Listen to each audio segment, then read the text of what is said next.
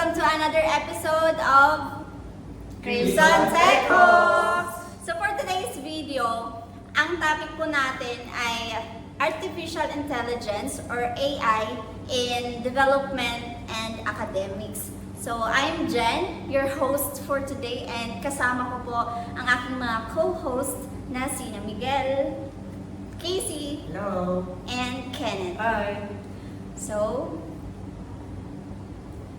Sakto, excited na rin ang pag-usapan itong topic natin na about sa AI at kung paano siya ginagamit sa academic and sa development of projects. Excited na ba kayo? parang hindi naman kayo excited. Excited ka na ba, Ken? Siyempre. Siyempre naman. Ay, oo, marami tayong matututunan dito, lalo na yung tamang paggamit ng AI sa academics at sa development. Tama. Tsaka pag-uusapan natin yung mga ethics, challenges, tsaka kung paano nakaka-apekto yung AI, at tsaka paano nito nababago yung academic natin, tsaka yung development natin. Ayun. So, perfect. So, basahin ko lang yung pointers din natin for today's topic. So, tatalakayin natin ngayon ang paggamit nga ng AI sa academics, which is sa school, sa mga ginagawa natin, mga assignments natin, at saka sa development. Yung usong-uso ngayon, yung mga applications na nag-i-incorporate na ng AI, like Meta AI, yung sa Messenger, di ba? So, ayun. Pag-usapan natin yung ethics, at saka yung mga boundaries, at syempre, yung mga tips kung paano po natin ma-maximize ang paggamit ng mga ganitong tools. Kasi di ba, hindi naman lahat alam paano gamitin yung ganitong tools. Minsan mali. Ayun, so, okay, let's go. Ang una nating question ngayon ay syempre introduce muna natin kung ano ba itong mga AI na to at kung sino-sino mga gumagamit nito nowadays. So, ayun. Kayo ba guys, ano ang first thing na naiisip nyo kapag narinig nyo ang AI na ginagamit na siya ngayon sa academics tsaka sa software development? So, gumagamit na rin ba kayo nito? And kumusta naman so far yung mga experiences ninyo? Ako. Okay, ikaw muna, Sige, Kenneth. si Kenneth. Sa akin, nung pumapasok sa isip ko is ChatGPT. Aha. Kasi yun yung pinaka-common na pinaka-unang inintroduce sa atin sa balita, sa internet. Tsaka nung prof natin dati. Di ba? Sa kanya tayo natuto gumamit ng ChatGPT, di ba? Kasi nga, parang great tool siya para makatulong at saka para ma-lessen yung mga iniisip natin for academics in a good way, di ba? In a good way. Tsaka ang dami niyang nabibigay na idea, especially yung mga tamang paggawa ng documentation. Tama. Tsaka yung mga programming. Kasi na siya full compact na siya Hindi mo na kailangan mag-search sa Google.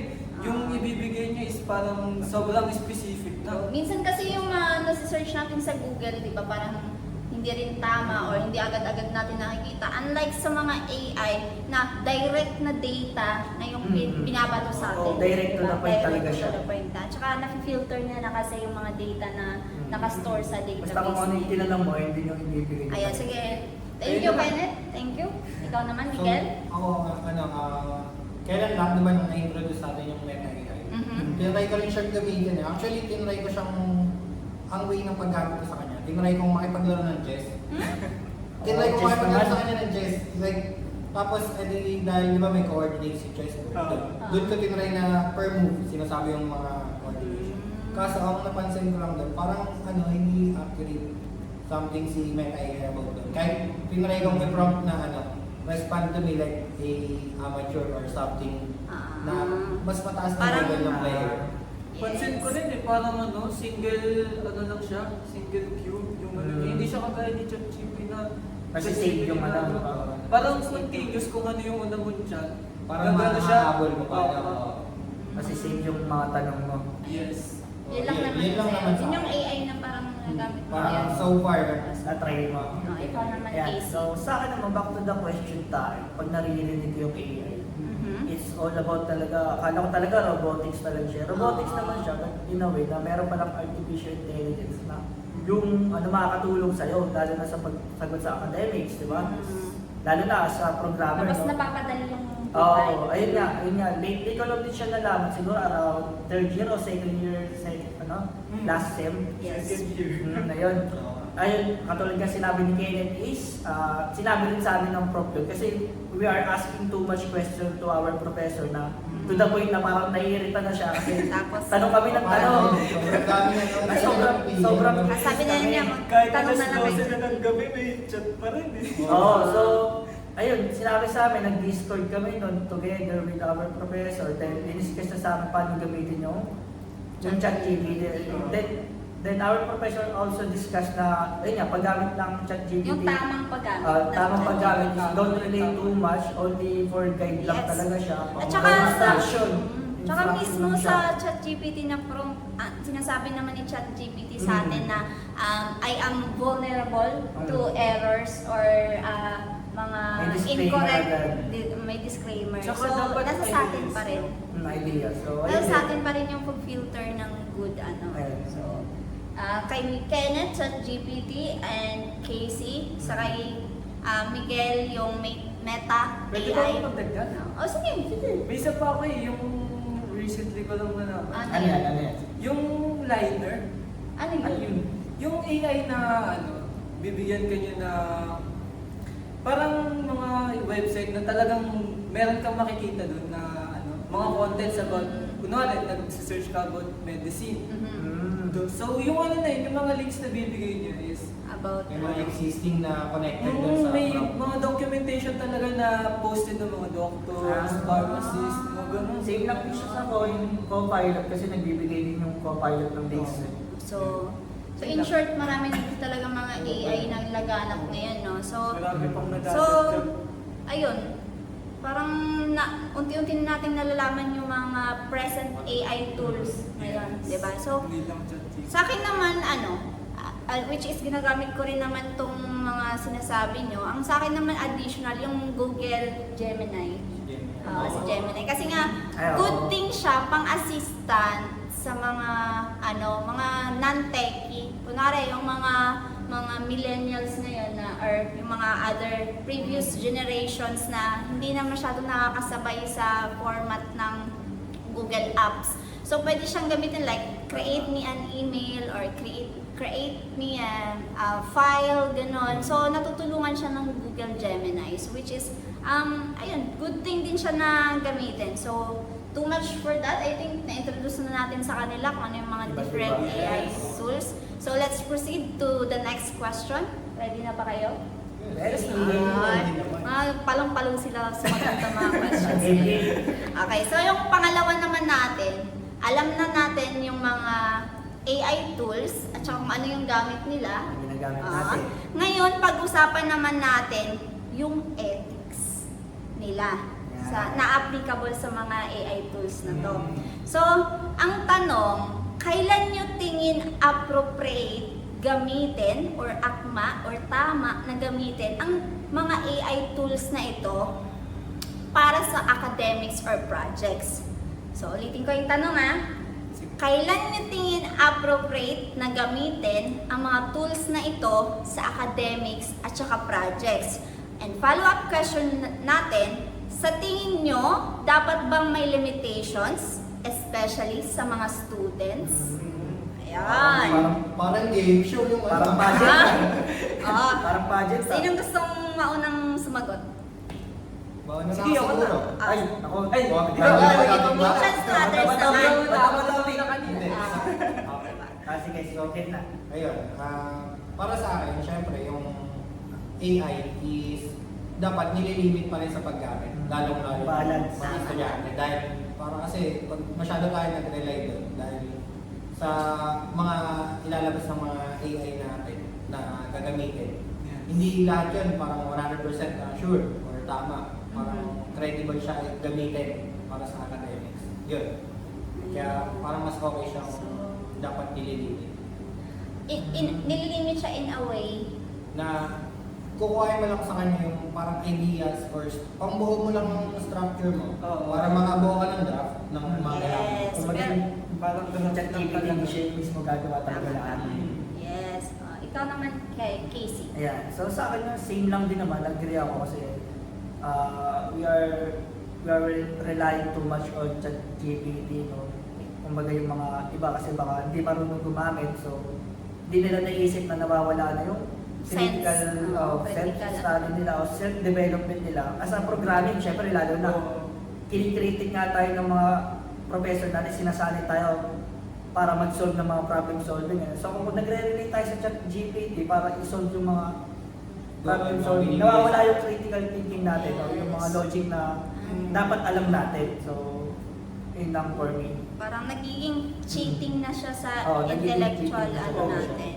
So, yes, I Sa akin agree. naman. Oh, ikaw naman, Kenneth. So sa akin naman, since comsci tayo, kapag gagamit tayo ng mga AI, syempre, yung mga, kunwari, ask tayo questions, paano mag-solve ng ganitong problem. Syempre, yung code na, code na makukuha natin, dapat hindi lang natin basta copy-paste lang. Diba? Tama. Yung iba, sa ibang mga gumagamit nun, copy-paste lang. Yun din yun. Ayaw na nila yan, hindi na nila babasahin, hindi na nila iintindihin yung mga lines. Ay yung mga naging problema talaga. Yun talaga dapat, yun yung dapat nating iniintindi. Kumbaga, Patiiwasan. ibibigay ni AI yung yung hinihingi nating solve, yung solution. Pero dapat iintindihin natin yung mga binibigay niya. Hindi Tama, lang yung tama. dadaan lang sa atin, tinignan na natin, tapos sayang na natin. Tama. Diba? So, ayan. Malinaw naman sa atin na may mga limitations yung paggamit ng AI na yan at saka dapat hindi lang tayo fully nagre-rely sa mga tools na ito. So, which is tama naman talaga siya. And also, katulad nung sinabi ni Kenneth about sa coding, which is I've tried na magtanong ng codes sa ChatGPT and pag-paste mo sa IDE, nag-error. Kasi nga, kailangan pa ng critical thinking doon. So, dapat, naiintindihan mo yung problem, iniintindi mo rin yung solution na binibigay sa'yo ng AI. Kasi hindi naman 100% tama yung ginagawa ng AI. So, nasa sa atin pa rin kung paano natin i-apply and how to use the certain tools that we have. So, ayun, let's mag-aari ka pa. Kasi ko lang yung sa yan niya, kung di ba kukuha ka ng code sa mga AI, pag pinaste mo siya, ayun, kailangan mo talaga siyang basahin. Yung kasi automatic yun na yung code na ibibigay niya, hindi naka-align yun sa code na meron. Yes. Kaya babaguhin mo pa rin talaga. Oo. And also, ngayon kasi parang too much work na sa atin kapag hina-hard code pa. Diba? So, mali mo, may mga suggestions pala yung AI na great, ay parang easier way. Easier way para mabuo yung program na yon, ma-develop yung program na yon. So, nasa sa atin pa rin talaga yung pag-assess kung ano yung tama tsaka sa mali. So, Tama. so too much for that. I think malinaw naman sa mga audience or listeners natin yung naiparating natin na ethical pointers sa paggamit ng AI. So let's move on to the next question. Ito naman, ano daw ang mga challenges na na-experience natin or nyo at sa tingin yung possible ano yung mga challenges na na-experience nyo? Ay ano pa yung mga sa tingin yung challenges na pwedeng ma-experience kapag gumamit ka ng mga AI tools na to? So, mag-focus lang tayo sa academics tsaka sa software development. So, ano yung mga challenges na pwede nating ma-experience? Ako naman Baka nasagot ko na ito kanina, pero ayun lang, additional din yung sa over-reliance talaga, no? What do you call this? You don't need to rely too much on ChatGPT talaga. So, yun lang din yung as an experience, no? Lately nung mga bandang, ayun nga, unang Ayun yung naging challenge mo. Medyo nung bagong program tayo, nung nalaman ko yung ChatGPT, parang nahihirapan na ako mag-solve talaga ng mga, parang nagre-relate na ako, copy and paste na lang din ako nun, pero Late ko lang nalaman na kailangan hindi pala dapat. kasi nung nag-thesis na tayo doon, medyo nahihirapan na ako doon.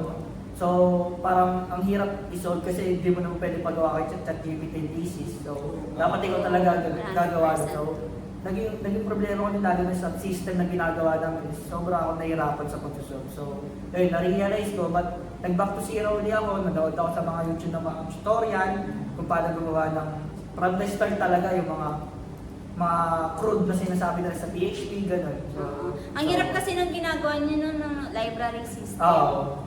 So, So, sobrang hirap, no? Ayun. Pero ayun, nag-back to zero ulit ako. Which is good thing naman tayo nagawa niyo naman. Oo. Nice one. Diba? So, next, ikaw naman, Ayun, Miguel. agree din ako kay Casey kasi ganun Body din. kayo eh. Same din Ah, naman body ang kayo eh. experience namin. Kayo Magkamayan partner eh. Ah. So, yun. Yeah. So, ikaw, Ken, may input ka for challenges? Sa akin, ang mga naging ang mga naging challenges ko naman sa paggamit ng AI is yung madalas kasi kapag nag-ano ako dati, yung una kong gamit, madalas kapag nag-asa for essays, hindi ko na iniintindi. Yung mga essay. Yung kasi parang sobrang copy haba. tsaka paste ka na Sobrang lang. So, haba. yun, Ayun, siguro naging sa challenge mga baguhan na gumagamit, iwasan nyo yung ganun. Kasi kailangan pag nagpa-prompt kayo, iintindihin nyo talaga yung mga nare-receive yung information. Kasi mamaya, baka misinformation yun. Ah. Tapos magbigay na double sa check. Oo, i-double check yun lagi yung information na binibigay niya. Ayun. So, ayun. So, sa tingin nyo ba nagiging dependent tayo sa mga AI na to? Oo, nung una siguro. Kasi yun nga, dahil parang baguhan. Dahil, kasi di ba? Syempre, nung una May yung times isa. na naging dependent tayo kasi nga ini-explore pa natin siya.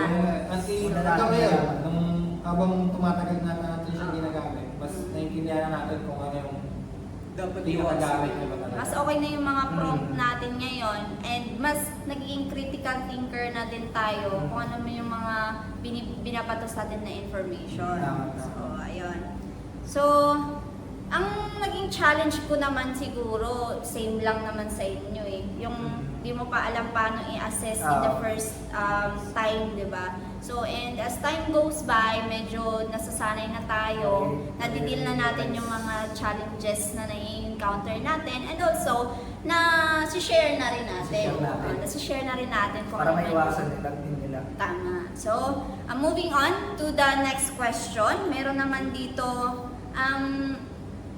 regarding naman ito sa nagiging impact naman ng AI tools sa atin. So, sa tingin nyo ba, naaapektuhan ba ng paggamit ng AI tools ang ability natin to learn or code from scratch?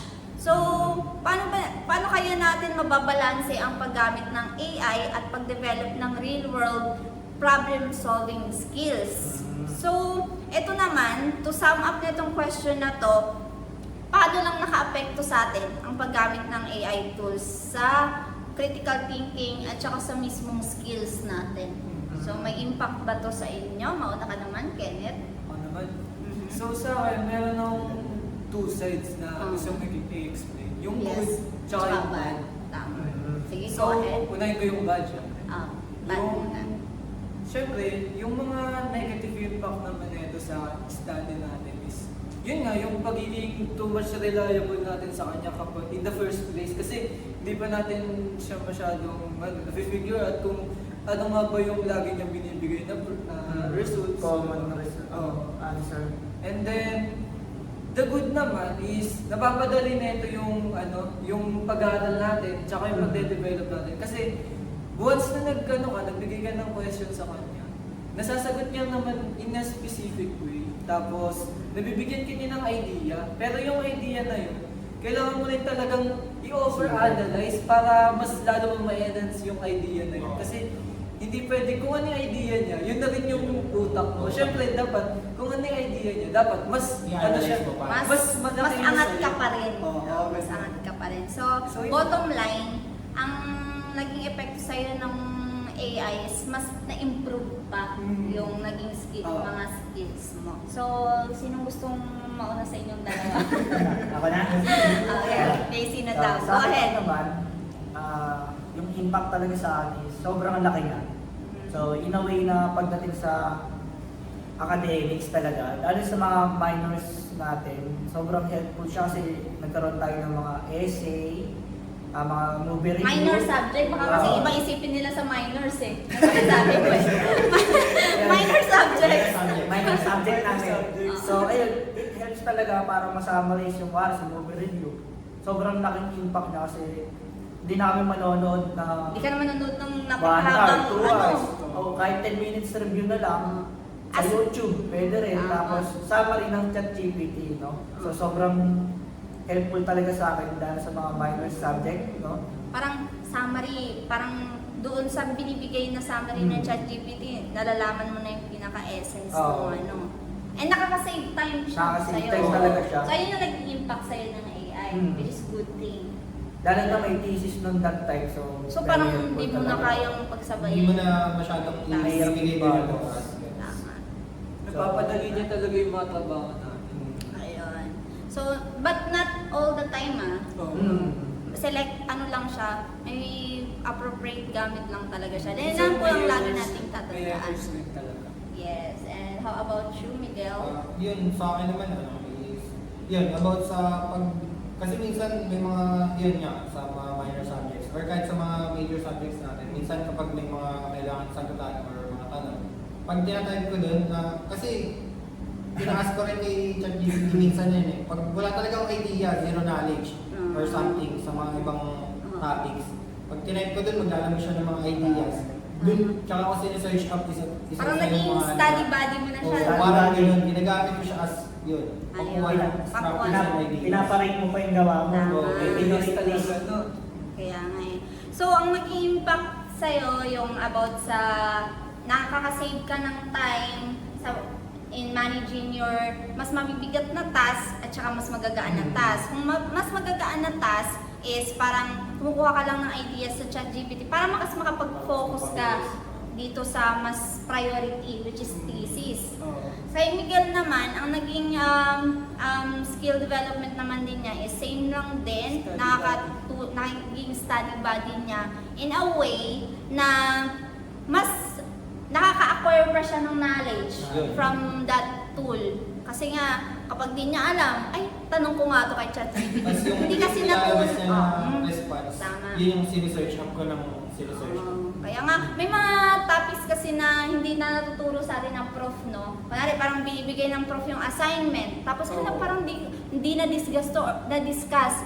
So, parang, kunwari, hindi na-discuss at saka parang zero knowledge talaga tayo. Tapos, yung, baka mamaya absent ka, tapos diniscuss pala to. Tapos kapag ginagawa mo na yung project or activity na yon, para mas maliwanagan ka or mas ma-review ka, tinatanong mo sa AI na to para ma-review ka. Which is good thing, di ba?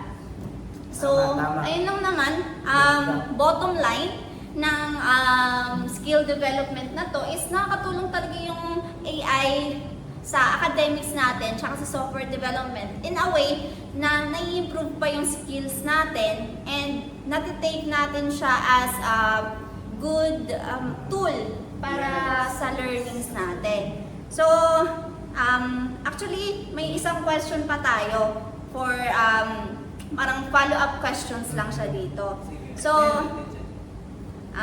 sa tingin mo ano? Ano kaya? Ano kaya? May pa-suspense pa. Ayan, Ayan. walang yan. Kasi ito naman, regarding naman siya sa academics, which is tayo kasi ngayon 4th year na, di ba? So, in the previous years, so, mahirap sa academics, minsan kasi mahirap i-define kung kailan nagiging helpful ang paggamit ng AI tools. Kasi di ba ang misconception ng iba, kapag student ka, tapos gumagamit ka ng ChatGPT, parang ang ano mo na, parang ano ba to? Estudyante to, tamad na mag-aaral to kasi lagi kang gumagamit ng ChatGPT. So, ito ba para sa inyo, paano natin masiset ang clear boundaries para maging fair at ethical ang paggamit natin sa mga ito?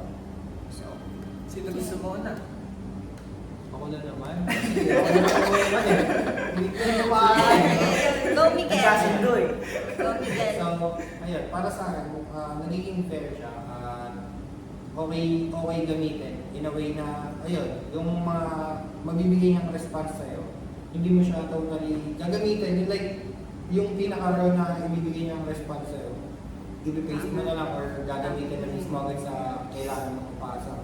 Yun, kailangan pa rin yung response niya is i-analyze mo. And then, kung ano yung pagkakaintindi mo sa response niya, yun yung i-search up mo hanggang sa pinaka-maintindihan mo talaga yung gusto mong aralin. Yes.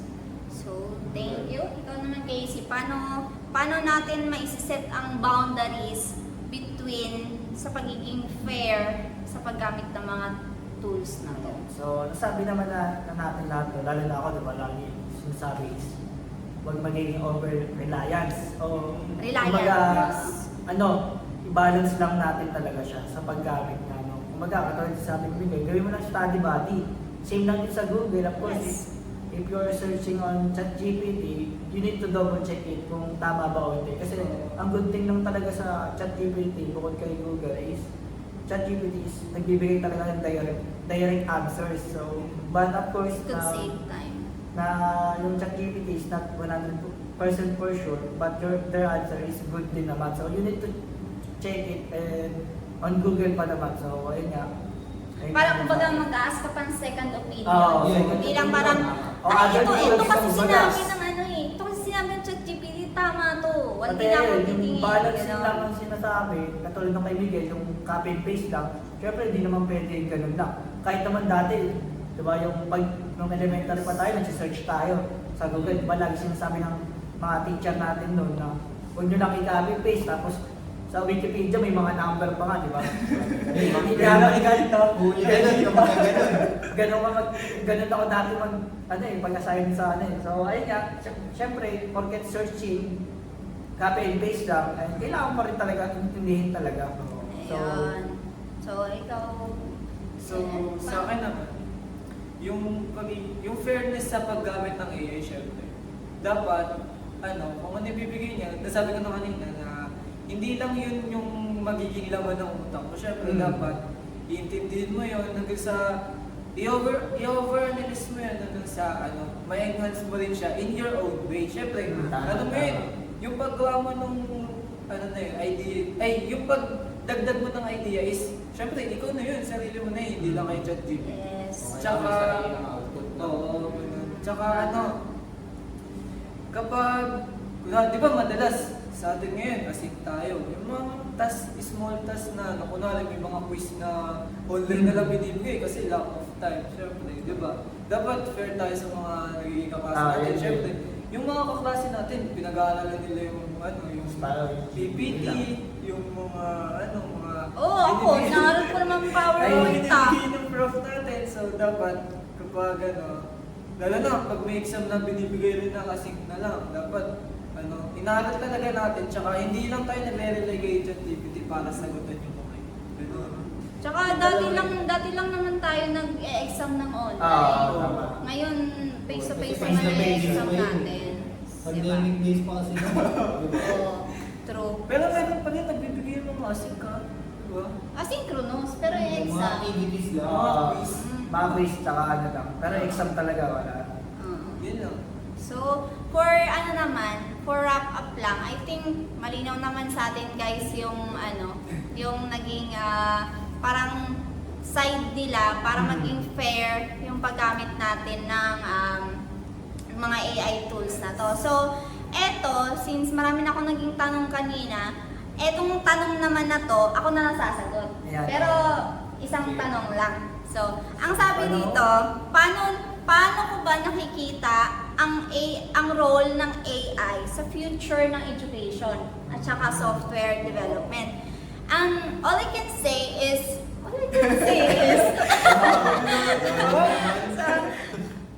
hindi, no kidding. Ang AI kasi sobrang powerful na niya ngayon eh. So, in the future, mas magiging powerful pa siya. And, Kailangan natin ma-adapt talaga. ayun. So, as technology evolves, ang AI din, mas magiging intelligent na sila. And marami na nga tayong nababalitaan ngayon, di ba, na ang AI can act as a human person na nga daw eh. Tapos yung mga manpower natin, papalitan na ng mga AI kasi nga daw, mas parang nakaka-save ng time at saka nakaka-improve ng efficiency.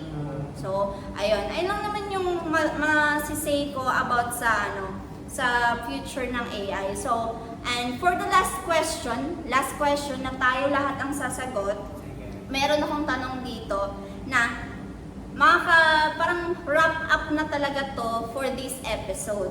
So, di ba, about AI in academics yung topic natin ngayon. So, ang last question natin for today, which is lahat tayo sasagot, ano ang maipapayo natin sa mga fellow students na gumagamit din ng ganitong tools? Ang So, ganda. ayun. Grabe. Parang game show talaga yung mga tanungan natin. So, sinong gustong mauna? Ay, Daisy! Libutok. Ikaw na ba? Ikaw, Casey, anong mapapayo mo sa mga, hindi lang sa fellow students yung mga ibang viewers din at saka ibang mga generations na gumagamit ng ganitong AI? Ayan din. So, sa mga, sa mga makikinig nito, of course, not only students, no? Syempre, may mga nanay din siguro, yung mga hindi about sa computer. So, Professionals. professional sa computer. So, ayun nga. So, if you're not professional, you can just use some AI tools like ChatGPT, of course, na tatanong ka lang doon kung ano dapat gawin. Ayun yung pinakamadaling way. Kasi pag nag-google ka is not direct to the point. So, sobrang dami ng information sa Google na that way na parang ang hirap na hanapin talaga mismo. So unless sa ChatGPT or AI tools na meron tayo ngayon na na-adapt natin, is mas napapadali talaga natin yung searching time natin, yung study natin, correct, pag ka din. So, ayun lang talaga sa akin. Yan. Thank you. Next, Miguel. Agree din ako sa sinabi ni Casey. Pero, yun, para sa akin is, ang pinakamapapayo ko, yun yung kasi parang masabi ko namin ito kanina. Ba't yun yung Hindi kasi na-immerse kami sa ano mo eh. Nabana ko. Ini-immerse namin yung sarili namin sa mga payo nyo eh. Pero yun, para sa akin talaga, kung ano yung ipoprompt mo sa AI tools or kahit anong AI tool na gagamitin mo, parang dapat i-look up mo pa rin yung mga response na ibibigay niya sa'yo. And then, syempre, i-try mo pa rin gumamit ng, kunyari, gumamit ka ng ganitong AI, kagaya ng ChatGPT. Ako, ginagawa ko pa rin, pero i-try ko pa rin siyang i-prompt din sa Gemini or sa Copilot. Ibang Mga tool ganun. naman. Oo. Para tinitignan ko rin kung ano yung similarities ng mga response nila. Yun. Kaya, yun. Reliable yung Based mga... sa own understanding mo kung ano yung pagkakaiba nila. Reliable yung mga AI, pero dapat huwag tayo mag-rely sa kanila. 100%. Ayan. Pag So, ibigay sa sa akin kanila yung work. Okay, tama. Tsaka future professionals na rin tayo eh. Kasi nga di ba 4th year na tayo. So, madadala talaga natin sila. Ayun yung mga natutunan natin sa paggamit ng mga to sa professional natin, which is ibang setting na kasi yun. So, pag-uusapan dun yung plagiarism, mga ethical standards na talaga. And as future professional ng IT field or kung anong field na gusto nating tahakin, kailangan nasa isip pa rin natin yung pagiging professionalism. Tama. Yung Ganda. professionalism. Okay, Kenneth? So, sa akin naman, syempre, yung mga nakukuha nga natin na result, hindi lang, so, ito, kaya nasabi ni Vince, hindi lang tayo magre-rely sa, kunwari, yung sabi niya, pag itry rin natin sa ibang AI. Sa akin naman, i-search din natin siya sa internet and i-confirm natin siya sa iba't ibang reliable sources like news, Pwede. Tsaka sa mga mismong professor natin. mga national documentators. Tsaka sa mismong professors natin, pwede nating marilay na tama po ba itong sinabi ni ChatGPT. Sir, bakit ganito, ganyan? Open din naman yung Ayan. iba nating Tsaka professors. yung mga results din kaya ng mga essay. Yun nga, gaya ng sabi ko kanina, huwag tayo masyadong asa sa raw inputs or raw outputs na nakukuha natin. Dapat ine-enhance natin siya in our own way. Para rin magkaroon tayo ng identity na gawa talaga natin yun. Hindi lang kay ChatGPT. Don't claim yung gawa ni ChatGPT kasi yung gawa niya parang idea lang yun for us to enhance. Data niya lang kasi yun eh. So parang hindi na, tayo pa rin yung magbe-verify kung Yeah. tama yun. Tayo pa rin yung mag-enhance nun para magasabi natin na gawa talaga natin. Hindi lang kay ChatGPT. Kasi pag ganun yung ginawa nyo, pwede rin maging source of cause of bullying minsan. Kasi Tama. syempre, pag nakita ng proof na ganun yung gawa mo, parang raw lang galing sa ChatGPT. Kasi ano yan eh, uniform kasi yung outputs ni ChatGPT. Yeah. Di ba? May mga words sila doon na, ano eh, na Parang Bias. alam agad. Hindi, I mean, may mga words doon na Madali ginagamit. distinguish. Malalim yung word. Mga common tapos- word kasi, no? Malalim yung word, tapos parang redundant siya per paragraph. Ayan. So, makikita at mapapansin talaga ng mga babasa na lalo sa professional field. Kaya, dapat, enhance natin siya in our own way, hindi lang yung Gawan. role na inaangkin natin. Yes, tama. So, ayun guys, sobrang lawak po talaga ng topic na to. And also, di ba, parang kung mabot po kayo sa panonood hanggang ngayon sa video na to is sobrang dami po talaga namin naging input. So, thank you so much po sa panonood or sa pakikinig ng podcast po na ito, podcast episode po namin na ito about AI in academics and software development. So, looking forward sa mga upcoming episodes natin na mas mapag-uusapan pa po natin itong AI, di ba? So, marami pa tayong gustong itackle about naman sa mga mas go deeper pa tayo about sa AI ito. Parang kikilatisin talaga natin siya kung good ba siya or bad. So, and kung ano yung magiging impact niya, not just para sa ating mga students, but also to other professionals. Ayun. So, nag-enjoy ba kayo ngayon for Siyempre naman. Ang today's dami natin episode? input, di ba? Siyempre naman. Diba? So, sad thing lang dahil, ano tayo, parang hindi lang masyadong makapagbigay pa na ng input kasi nga sobrang dami na namin na input. So, ayun naman, regardless of that, we will still look forward to seeing you guys sa mga upcoming episodes natin. So, for now, thank you so much for watching, guys, and see you soon! Bye! Thank you. Thank you! Please don't forget to like and subscribe!